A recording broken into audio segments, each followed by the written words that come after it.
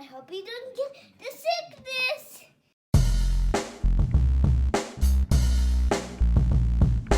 My boy Kurt is a stay-at-home dad, watching Disney movies he never had. His daughter digs through all the VHS, crushing the classics in a princess dress. Informed like Scuttle, Kurt's got your ticket, making it real like Jiminy Cricket. Most off the Captain Hook, but if the Tweedledum, he'll be taking more shots than Bambi's mom. Leaves him raised like Simba, or cracked like the beast dishes. He'll show you a whole new world, you won't need 3 wishes. Stay-at-home Disney dad.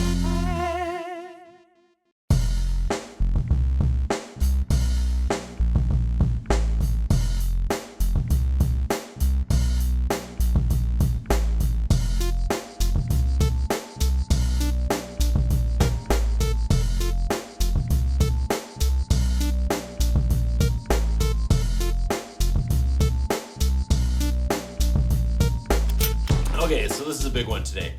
It's America time. I have to be careful what I say here because I don't want to make my fellow Canadians mad at me, and I also don't want to make my American friends upset with me either. So I'm going to try to explain this as concisely as possible so we're all on the same page and no one, including me, has hurt feelings. Okay, well, I admit I haven't explored everything there is to explore. I do not think the America Pavilion is one of the best pavilions in Epcot World Showcase. However, it's one of my favorites. Every cast member I've come across there has always made it memorable. One time a cashier brought everything to a complete standstill so the entire restaurant could sing happy birthday to my kid. But on top of that, I just really like the America Pavilion because of the way it makes you feel while you are there. Yes, every country is patriotic, but Americans have the reputation of being aggressively patriotic almost to a fault. I would dare say no other country is as hardcore about their patriotism as Americans. And on the outside looking in, it's easy to roll your eyes at it. But when I walk around America in Epcot and just absorb the sights and the smells and the music and take in the history,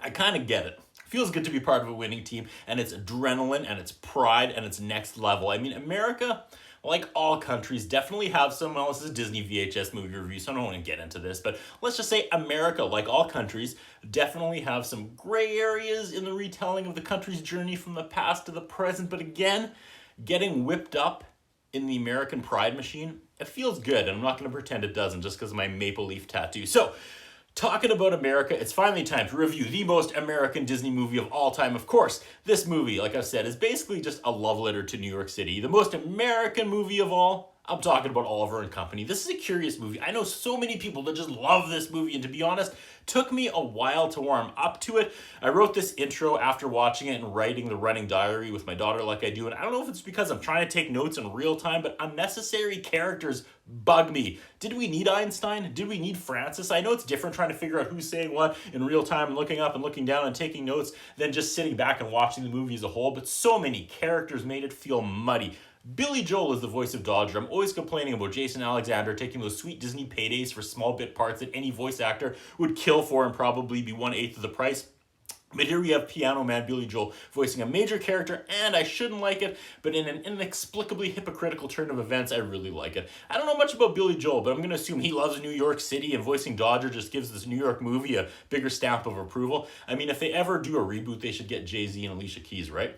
Regardless, like a lot of movies, they win me over about halfway through. So let the stars and stripes fly. Let's press play on the VCR. We meet Oliver, who's in a box of free kittens on the corner in New York City. All the other kittens are taken and he's not, and the adventure begins. Oliver meets Dodge. He's a dog who doesn't only not attack the cat, he wears an ascot. Dodger steals hot dogs from a New York City vendor. I've only been to New York City once, and I gotta admit, this movie's pulling me back there. Fair for tourists? In true New York City fashion, Dodger craps on tourists. I'm also calling out Dodger. He's not a real New Yorker. A real New Yorker avoids Times Square like the plague. Anyways, they sing and they dance through the streets of New York City, and we transition to a TV-watching bulldog, a Latino chihuahua. All the stereotypes are here today. The song ends and Dodger says, "Hey, I'm not a duo," and he blows off Oliver. Dodger shows up to the dog slums and feeds his gang the stolen hot dogs. Now, Dodger is wearing sunglasses and watching TV, and there was nothing cooler in the 80s than anything wearing sunglasses and watching TV. Someone yells, "Dog pile," and they all wrestle. Then this homeless guy comes back, and I'm confused. Two mean dogs arrive and everyone's concerned because the human owes the mean dog's money. No, he owes the dog's owner's money. The homeless guy goes to a car and this pimp-looking mob guy's in there. The homeless guy is named Fagin, and Fagin owes this bad guy money, and the drug lord rolls the window up on Fagin's head and then blows smoke in his face. I'm uncomfortable. He lets Fagin live this time and gives him 3 days to get the money. The homeless guy reads the dogs a bedtime story about a dog rolling in dandelions, and I wonder if there's a movie somewhere about a dog rolling in dandelions reading a bedtime story about a gang of dogs in New York City in some weird 180 parallel Disney Universe timeline. I don't know how much money Fagin owes the drug dealer, but he's got a pretty expensive looking electric reclining chair and a scooter that holds 1 adult and 7 dogs. Seems like he could get a few bucks for those 2 things on Craigslist, or maybe that's what he needs the money for, is to pay for the... It doesn't matter, who knows. The songs in this movie are all like 80s ballads, and I'm down. We meet a rich little ginger girl in a limo with a driver. Her parents sent a letter for her and say they won't be home for her birthday. Hey, it's a Disney movie, kid. Just be happy your parents are alive. The dogs bumble a robbery, and Oliver ends up inside the limo. The little girl takes Oliver home, and we meet a rich pampered dog named Georgette. There's a song. She rhymes vanity with humanity, and that's something. Then she says something about some minor adjustments and adjusts her chest as Georgette has a collection of black and white framed pictures of male dogs beside her bed. What is that insinuating? I'll be honest. Having a hard time getting into this movie. Jenny is the little girl, and if I'm understanding this right, when Jenny's parents are gone, which is always, Jenny lives with her older male limo driver. This feels wrong. And I have to say Georgette is a bitch. No, come on. That's proper use of the word. Look it up and grow up. Whenever I see Dodger's ascot, all I can think of is Freddy from Scooby-Doo. And I'd like to make a Scooby-Doo comparison to Oliver and Company, but it's tough. Because Scooby-Doo is a well-written and well-executed animated classic with memorable characters that transcend generations. Jenny's dressed like a Jedi and practices piano. There's a Jenny and Oliver montage. It seems like 3 days have gone by and Oliver has seemingly forgotten about his former friends and their money problems. Part of the montage is the two of them laughing it up on a rowboat. I wonder if they're going to row past Fagin's bloated floating corpse and Oliver's going to be like, oh yeah! Montage of Jenny and Oliver going all around New York. I should know these historic sites even in animated form. I was there for 3 full days and never slept. She's feeding the cat ice cream by the statue. She takes the cat in a carriage ride. Oliver has a new silver bowl and a new tag. Oliver lives on 5th Avenue. This is cute animation. I'm warming up to this movie. I'm just not a fan of so many characters. You know, did we really need any of these dogs other than Dodger? Think hard. We could do this with 1 street dog. Also, I'm confused easily, so the less characters, the better for me, especially when I'm taking notes. Back on 5th Avenue, Jenny tucks Oliver into bed with her. Cute. She says goodbye to Winston, her butler driver, and Oliver, and she runs down the street to school. Then the other dogs hop out of the bushes. There's a plan afoot. They're going to rescue Oliver. Winston is cooking and watching pro wrestling on a small TV in the kitchen. This is confusing, but as a beaten down fan of pro wrestling, I'm assuming this is somehow a shot at Winston. You know, like, maybe I'm just paranoid, but I feel like they wouldn't add that as a random detail. The fact that Winston is watching pro wrestling has to signify something, like he's dumb or something. Or maybe pro wrestling was just super hot in New York in the 80s. And if you're making a movie about New York, might as well include it. I don't know. Anyways, the doorbell rings. It's the dogs who run inside. They look around and they're all like, swank. Tito grabs a cigar and says, if this is torture, chain me to the wall. Upstairs, posh dog Babette is complaining about Oliver to herself in the mirror, and she sees Dodger in the reflection and freaks out. She's like, I knew when this day would come. He says, hey, I'm not here for you. She goes, why not? So she's sad because they don't want to assault her? Or am I missing something? She calls for Winston and they tell her to relax. They're going to leave as soon as they get the cat. She likes the sound of that and she wants to help get rid of Oliver. So they all hide until Oliver returns, and then they stuff him in a bag and hop out the window like you do. Tito tries to kiss Babette and she knocks him down the fire escape. Oliver now is back in the slums and he's ungrateful. Well, yeah, now the ugly dogs are giving him the gear. So what? You have a nice family now and someone who loves you, and this rat-infested shack isn't good enough for you? I mean, they tell Oliver to leave if he wants, and I don't know why Oliver even has a sad face. I'd be like, yeah, cool, bye. Oliver starts up the stairs to leave, but Fagin returns and he just scoops up Oliver, and then he sees Oliver's expensive new collar with the address, and the wheels are turning. Fagin says, well, let's go rob the house. I mean, honestly, it's not the worst plan.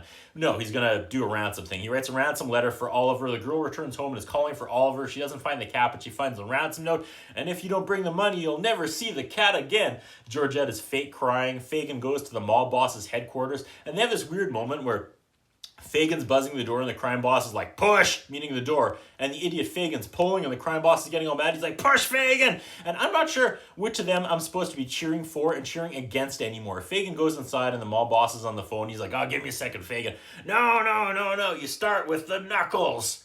You don't kill him right away. Then you make the cement shoes. And number one, that is super dark. And number two, this poor mob boss just deals with complete idiots all day, every day. Mob boss is like, so you don't have the money. He snaps his fingers and his attack dogs attack Fagin, but then Dodger jumps out and the two mob dogs tear Dodger apart. Fagin bumbles through his plan to blackmail the rich people for the cat. And he's like, okay, you got 12 more hours. And then he calls off his dogs and Dodger is laying there dead. But in the next scene, they're waiting for the exchange. And Dodger's fine. The homeless guy meets up with a little girl and he's like, little girl! And the homeless guy knows he's completely screwed. When she offers up her piggy bank, she's like, who would steal a cat? And Fagin's like, maybe he had his back against the wall. She says, well, it's still wrong. She says she doesn't know what to do. He says, neither do I. They share a moment and then Fagin chooses death by torture at the hands of a mob boss and just gives Jenny her cat back. But then mob boss suddenly speeds up in his car and kidnaps Jenny. And I know this is horrible, but that's actually a much better plan. I'm making that joke to distract me from the rescuer vibes seeping into this movie. The dogs rally and sneak to the lair where he's tying up the little girl while the mob boss's guard dogs snarl at Jenny and he comforts her by saying, they only eat when I tell them to. Mob boss is on the phone with Winston and he's like, get Jenny's dad on the phone. This is a strange collision of humor and dark. Case in point, the good dogs dress up like a pizza man and knock on the door. Then crime boss loads his gun right next to Jenny's head and goes to check it out. The dogs use this giant hook and hook the chair Jenny is tied to, and there's kind of a chase scene, but the mob boss corners all the dogs and is about to snap his fingers and get his mob dogs to kill them all when Fagin heroically busts through the window on his motorbike. He grabs Jenny and the dogs and takes off. Mob boss and his dogs hop in their car, and it's a well-animated chase through New York. You know what? It's taken me a while to get here, but I'm there. I really like this movie. I'm enjoying this. The chase goes where else? Into the subway tunnels, because New York. The dogs fight on the trunk of the car, and Buster knocks them both off into the tracks. Mob boss has the little girl, everyone's speeding towards the oncoming train, and Fagin on his little bike makes the rescue and jumps out of the way while mob boss goes face first into the train and his car explodes into a fireball and his broken body burns alive and he's in an unimaginable pain as he dies slowly, all over death scare, but of course he's okay. Time passes, now it's Jenny's birthday, and it's just her, Winston, and all the dogs, and Fagin hanging out in a rich house. Okay, still no parents, so happy ending? The phone rings as Winston is yelling at the wrestling on TV again, so random. It's Jenny's parents on the phone, they're coming home tomorrow. Fagin rounds up his dogs to leave, and they do individual goodbyes. Dodger says goodbye as the 80s pop song, Why Should I Worry, starts up again. Dogs dance on the cop cars and dump trucks to end the movie. Credits, whoa, Joey Lawrence was Oliver, that was fun. Billy Joel was Dodger, that was incredible. Cheech Martin, Marin was, I'm sure you can guess who he was. Dom DeLuise, the Gladlock guy, was Fagin. Bette Midler was Georgette. Pretty solid. Again, seemed like a complete love letter to New York with some characters sprinkled in. I think this may have been one you had to watch as a kid for it really to stick and resonate. I'm all for a little darkness and uncomfortable scenes as long as you don't go over that line, or be like the rescuers and go over that line by like a mile, then turn around, come back to the line, pour gasoline on the line, light the line on fire, and then put it out with a baseball bat made of tied together dolphins. Final thoughts, good movie, too many dogs. Okay, now back to January 2019, the last day of our last trip to Disney World. We handed all our leftover meal credits to our son and sent him on a tour of the Epcot World Showcase to sample and rate a different dessert from every pavilion. Here he is at America trying some, you guessed it, apple pie cheesecake. Number 6, America. And this is the apple pie cheesecake, right? Is that what we got? Yep. All right.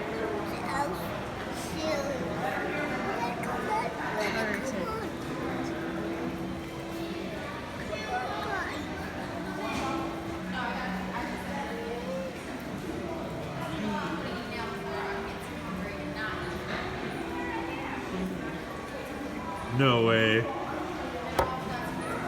That's incredible. That's what I think about. What do you think? What we have is a concern about Curtis Anderson.